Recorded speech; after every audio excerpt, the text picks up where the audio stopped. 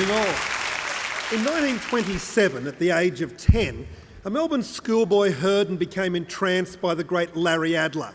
He began playing a chromatic harmonica, a mouth organ, and within a decade was a professional musician playing with major jazz and show bands, and then on ABC tours and Regal's Onophone label recordings with Jim Davidson at the Sydney Trocadero with Frank Coughlin.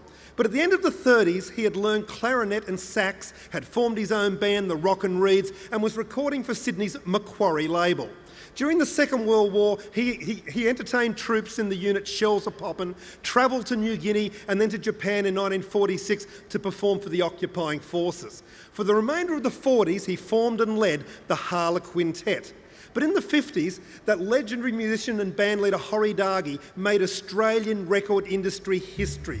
His first commercial recording had been with Jim Davidson's Dandies in 1938, and it enjoyed moderate success with various studio projects until 1952, when Horrie Dargie Concert, a 10-inch album recorded at a farewell concert at the Sydney Town Hall, sold an unimaginable 10,000 copies. The Horrie Dargie Quintet, also known as the Dargies, spent 5 years out of Australia, playing virtually every major city across Britain and Europe.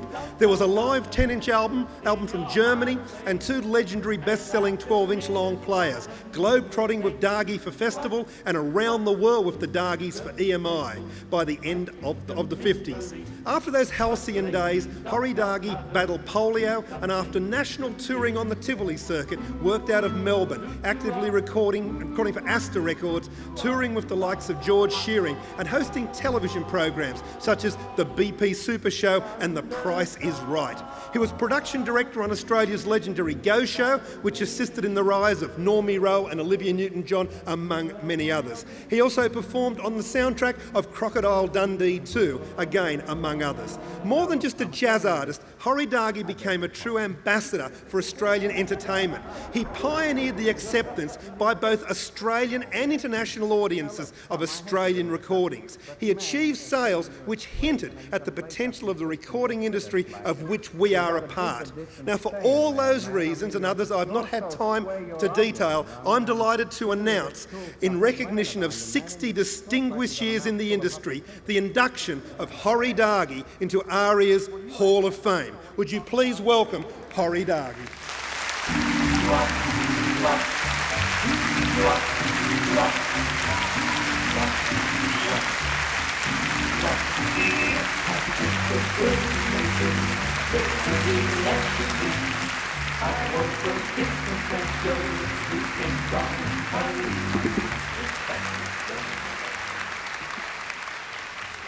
Thank you. Ladies and gentlemen, to say that I'm overwhelmed is putting it mild, very mildly indeed, and I don't really know why I'm here, except for one thing. I think is I'm probably the only person here tonight who first recorded in 1937. If anyone recorded before that, it must have been for an Edison cylinder at least. I always feel that with me anyway, in the recording sense, it's been a part of the general thing of earning a living in this business. And I feel that I should be accompanied by 4 other fellas, the members of the quintet, with whom I did most of my recording life. And I'd like to share this, of course, with Doc Bertram, Reg Cantwell, Joe Hudson, and Vern Moore. Not only were they a wonderful part of my life professionally, but we've been like brothers the whole of our existence, and we're still in touch. I'd like to thank you for this great honour.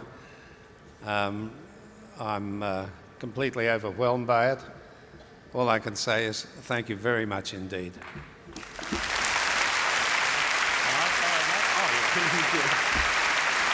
Ladies and gentlemen, Mr. Horrie Dargie.